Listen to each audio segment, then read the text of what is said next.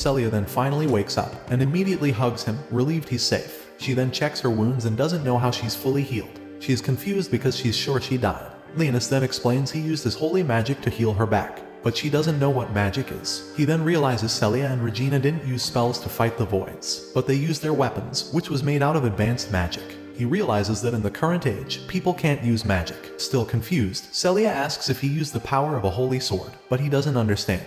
She explains that some holy swords have healing powers in the Excalibur Academy. She believes he can use that power, and believes that's why he was abducted by voids. She then gives a whole explanation of what is holy swords. Basically, they're powers awakened by mankind to fight voids 60 years ago. Humanity almost lost the war against the voids, but children awakened the holy sword power to manipulate fire, wind, and others. He realizes that this power is different from the one he uses, so he decides to hide it from everyone. Regina then arrives, and the girls ask what happened to the void. Linus lies, saying it disappeared while he was shaking in fear. They then decide to leave the ruins, and Celia asks Linus to join her on her bike, which confuses him. He joins her and they drive back to the academy, while Regina keeps teasing Linus. After a long drive, Linus has finally a view of the city, and he realizes that it's the 7th assault garden. Regina asks Linus if this is his first time seeing an assault garden. He replies with yes, describing it as incredible. She then explains that the city is docked there right now, but the city is usually in movement, as it's used on the front lines to attack void colonies. She explains the city can produce power and food and can also cross the ocean.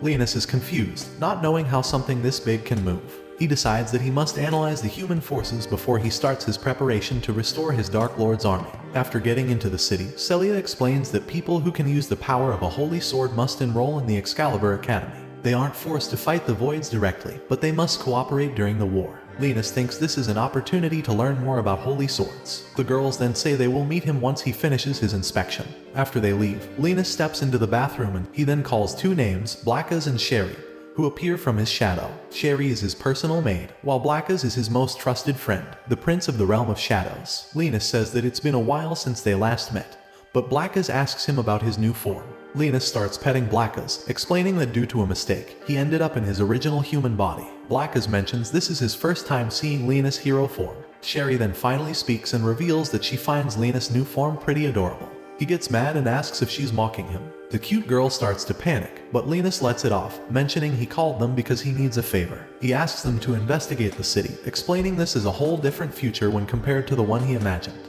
He explains people don't use magic anymore, but they have some strange power. Blackas mentions that he can smell a different type of power. Linus then says that his goal is to regain his Dark Lord army, but they first need to know everything they can.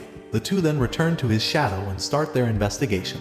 He then goes through the inspection process, where he is sprayed with something. Some machines then start analyzing his data and he continues to walk forward. After finishing the inspection, he's given a temporary ID card. Celia appears and snatches the card from him to take a picture of it. He's a bit confused by it, but she explains that it proves his identity in the city. She then tells him it's time to visit the academy and tells him to hop on her bike. Celia takes him on a little tour around the city, showing him the huge commercial district, which shocks Linus. He mentions that everything seems peaceful in the city, which prompts an explanation from Celia. She says the 7th Assault Garden has never been subjected to a void invasion because it's the newest city, yet they're currently building a new one. She also reveals that the Holy Swordsmen are deployed to the front lines to fight, but the city is secure. However, Linus is pretty impressed with the number of huge buildings around and asks if it's part of the academy. Celia confirms and starts to explain the buildings and what they're used for. The most relevant ones are the dining halls, the training grounds, and the dance hall. Linus is a bit confused. He doesn't understand why they have a dance hall. Celia explains that it is needed to manifest his holy sword because his heart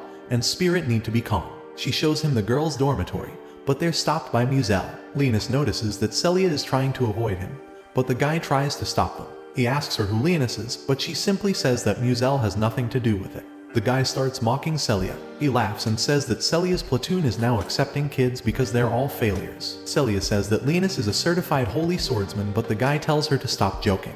Linus, on the other hand, thinks this guy was blessed with ignorance. He knows that he might look harmless because he looks like a kid, so he decides to not punish this guy to avoid any attention. Muzel then tells Celia to stop trying to be a holy sword user and join his platoon. He claims they're the top rankers, and if she joins, she will be allowed to stay in the academy. He smirks while calling her a failure who cannot manifest the holy sword despite carrying the blood of holy swordsmen. Celia lowers her head, accepting reality, but Linus is pretty confused that she cannot manifest the holy sword. He then remembers that she couldn't use that power in the ruins, and that's why she took the hit to protect him. He then questions what she's doing in a school for holy swordsmen. Muzel then shows his real personality. He tells her to come to his platoon and become his toy, like the other girls. This way, she will avoid going on dangerous missions. Linus thinks the guy is using some mind control magic on the girls, but he then realizes that must be the power of Muzel's holy sword. Celia declines, making the guy mad. She then tries to continue on her way with Linus, but the guy gives into his emotions and starts grabbing her hair. Linus tells Muzel to stop, but the guy is simply confused. Linus then releases a spell and Muzel's body starts shaking in fear, not knowing what's going on. He gets onto his knees in pain and Linus gets close to him. Linus gets close to Muzel's ear and tells him some words. He claims that Celia is his woman and that Muzel has no right to touch her. Linus stops using his magic, giving Muzel the opportunity to activate his holy sword. However, another student arrives and says that using the Holy Sword's power without authorization is against the Academy's rules. The situation is even worse because he's in the sector of the girls' dorm. Muzel starts walking away before wetting his pants. Linus then thinks to himself that he cannot believe that he got worked up because of a stupid fly. But he doesn't regret it. He considers himself the most forgiving of all Dark Lords, but Celia is one of his minions. Meanwhile, Celia is all happy and thanks the girl for helping them. The girl is Elfine and mentions that seems like Muzel is eyeing Celia up. She then asks if Linus is the boy she saved on the ruins, and Linus notices something. Celia's friends are filled with huge plots. Elfine explains she is Celia's platoon operator, making Linus realize that they've always been in communication. Leo introduces himself and Elfine welcomes him to the academy. She then gives him his uniform and asks Celia if they will register his holy sword. Celia says that Linus first needs a shower and asks if Elfine is heading to the dormitory. Elfine explains she first needs to submit the void investigation data to the Knights, mentioning there's something under the ocean. Linus gets curious about it but ignores it for now. But Elfine stops explaining the situation because Celia is starting to feel dizzy. Linus realizes it's almost time and they head to her team's dormitory. Celia explains the assigned dorms are based on the platoon's grades. She explains each platoon has 5 or 6 members, and the academy treats them on a merit system. There are tournaments, practice matches, and examinations to decide the ranks of each platoon. She explains her team's dorm has air conditioning, new training equipment, a jet bath, and a sauna. Linus thinks a jet bath is a weapon, but she tells him to get in. He then asks if it's okay for him to enter a girl's dorm, but she says that he's too little, so they wouldn't care. She starts making herself at home, and Linus is confused because she has no sense of shame. She tells him to take a bath and he follows her orders. Suddenly, Celia also comes in. She has no real sense of shame, boys. She then starts to feel weaker and falls. Linus touches his spell mark placed on her body. Her eyes suddenly turn crimson red and her canine teeth get bigger. She tries to reach him with her hand, and he pulls her into him. Upon getting up, she bites onto his neck and starts to feel better. She's confused as to why she had bitten him, but he decides to tell her the truth. He had to use his magic to turn her into his strongest minion, a vampire queen. She gets confused, but he explains that in reality, she is already dead. Later, Celia wakes up on her bed, confused about what happened. Linus explains that she collapsed due to lack of mana, and he had to give her some of his. She doesn't understand what he's trying to say and asks about Linus' real identity. He simply says that he's an ancient sorcerer who resurrected from the crystal, and that he uses powers that have been already forgotten.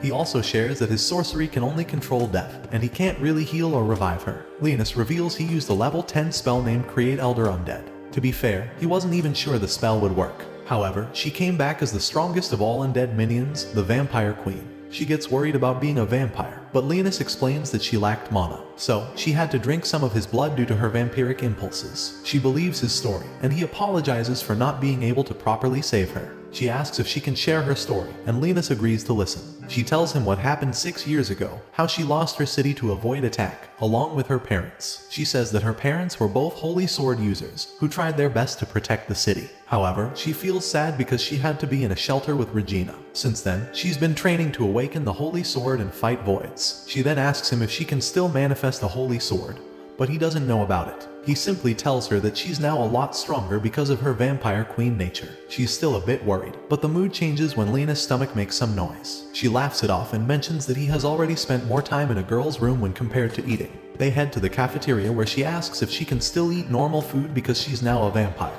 Linus replies she can because she's a high-ranking one. She will recover mana from eating, but it takes too much time, so it's not the most efficient way to regain her strength. They then heard a girl talking to 2 guys in the background. The guys complain that she isn't wearing the school's uniform and try to take advantage of the situation. When one of them grabs her, she quickly knocks them down with her wooden sword. The girl then tells them off, stating she has permission to dress like that, and the guys start running. Celia quickly runs to the girl and calls her Sakuya. She asks what happened, and Sakuya explains everything. She was supposed to be in a tactical drill, but Sakuya snuck out because it was boring and decided to gamble until she got caught by those two guys. She then focuses on Linus, explaining that Elfine already mentioned him. Celia keeps her version, stating he was abducted by voids and she saved him. Sakuya then introduces herself and shakes his hand. He quickly notices that she's someone who dedicated her whole life to the sword, and wonders how much she has trained. Celia then reveals Sakuya is her platoon's vanguard attacker and ends up paying for everyone's lunch. While eating, Linus asks Sakuya why she's dressed like that. Sakuya explains that's the traditional clothing of her homeland and a memento of her sister. Her village was attacked and destroyed by voids and she was the only survivor. So now, she's training to get stronger and get her revenge. Linus apologizes for asking about such circumstances, and Sakuya explains that usually, people must wear the academy's attire. But since it's a memento from her sister, she somehow got special permission to wear it.